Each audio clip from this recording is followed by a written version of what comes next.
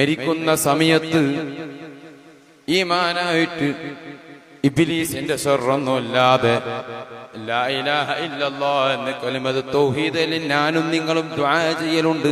ശരി തന്നെയാണ്. എന്നിരുന്നാലും ഏതൊക്കെ മജ്‌ലിസ് നടക്കുന്നുവോ ഈ 33 വർഷം മജ്‌ലിസ് നടത്തിയതിനാൽ ആ വർഷങ്ങളിലല്ല ഈ 33 വർഷം ഉപ്പ നേതൃത്വം നൽകി. ഈ 33 വർഷം എവിടൊക്കെ നേതൃത്വം നൽകിയോ ആ ദുആയിലെല്ലാം എല്ലാം ഈ ദുആ ഉണ്ടാകും. അതും അതാ ഇവിടെ പുലരുകയാണ്.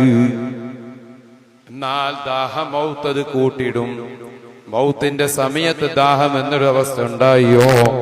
ഇല്ല. അതും അതാ അവിടെ എന്താണ് സത്യമാവുകയാണ്.